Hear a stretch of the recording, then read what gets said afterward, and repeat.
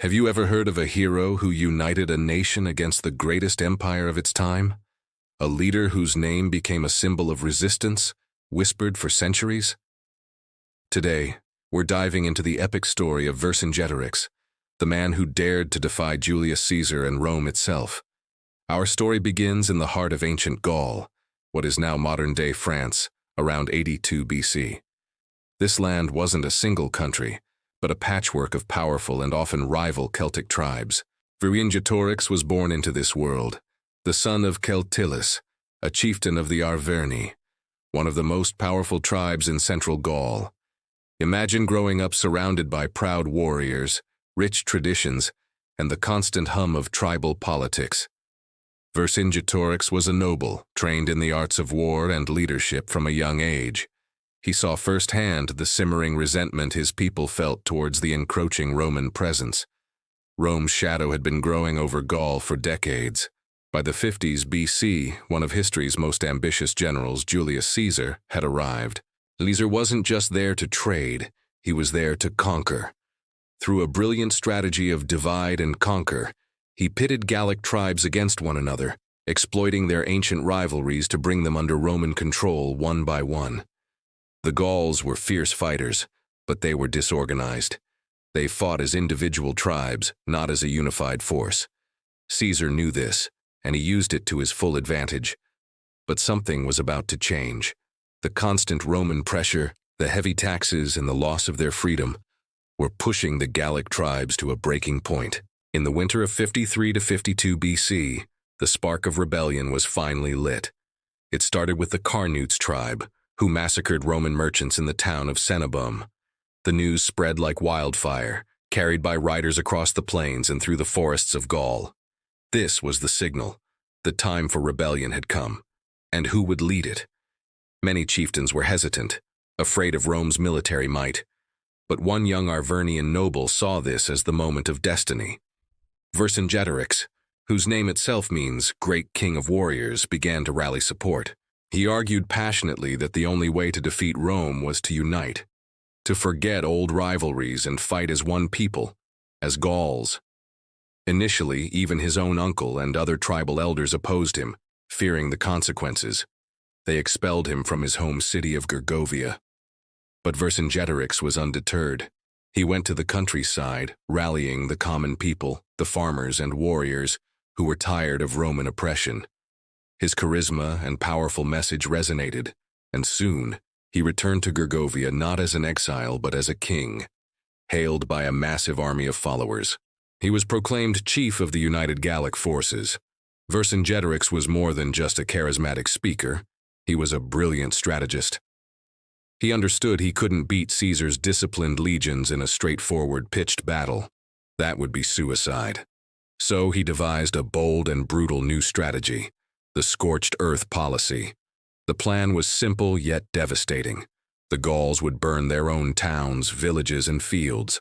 They would destroy everything in the path of the advancing Roman army. Why? To deny Caesar's legions food and supplies.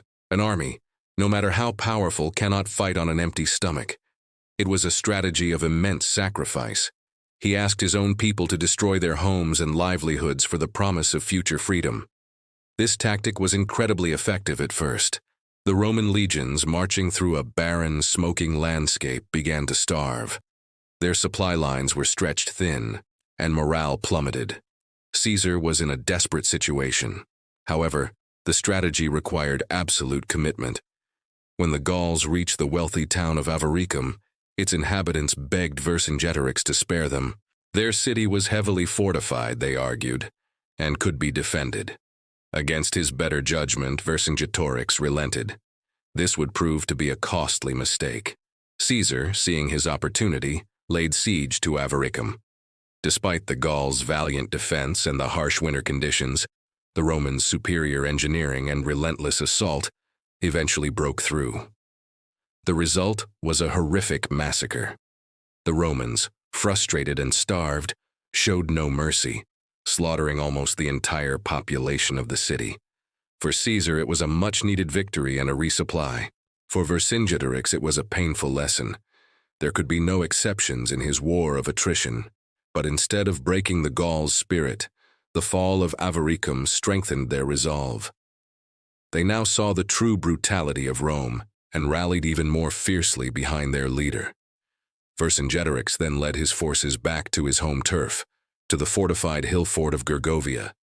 This was a battle he knew he could win. The terrain was on his side. Caesar, confident after his victory at Avaricum, pursued him and launched a direct assault. But this time, the tables were turned. The Gauls, positioned on the high ground and fighting with desperate courage, repelled the Roman attack. Caesar's legions suffered a rare and humiliating defeat. It was a huge blow to Roman prestige and a massive morale boost for the Gauls. For the first time, it seemed that Caesar, the invincible general, could actually be beaten.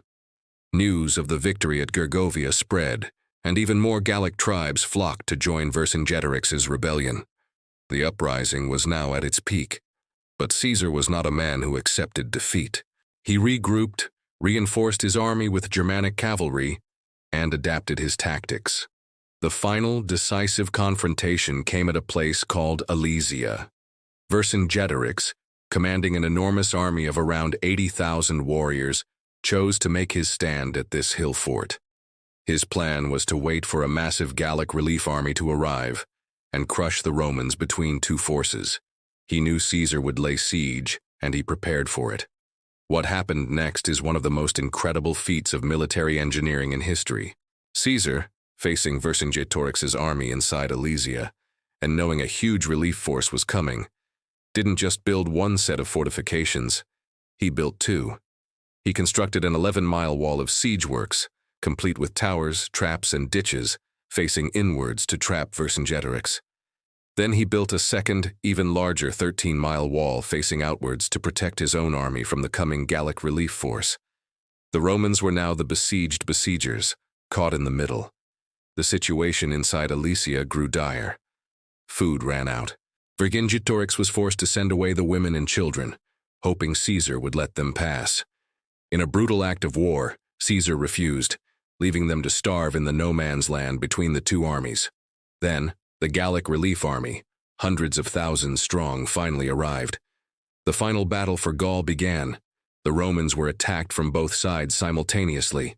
The fighting was ferocious, a desperate struggle for survival. For days, the Gallic forces threw themselves against Caesar's walls, while Vercingetorix's men tried to break out. The Romans were pushed to their absolute limit. In the end, Roman discipline, engineering, and Caesar's tactical genius won the day. The Gallic relief army, despite its numbers, was disorganized and ultimately shattered. Seeing that all hope was lost, Vercingetorix made a decision to save what was left of his people. According to the Roman historian Plutarch, he donned his finest armor, mounted his horse, and rode out of Alesia alone. He circled Caesar's camp before dismounting, throwing down his weapons at the general's feet and surrendering in silence. The great Gallic rebellion was over. Vercingetorix was taken to Rome as a prisoner. For 6 long years he languished in a dungeon. In 46 BC, he was paraded through the streets of Rome in chains as part of Caesar's triumphal procession, a living trophy of the conquest of Gaul. After the parade, he was executed, a tragic end for a leader who came so close to forging a nation. But his story doesn't end there. For centuries, Vercingetorix was largely forgotten, a footnote in Caesar's own accounts of his wars.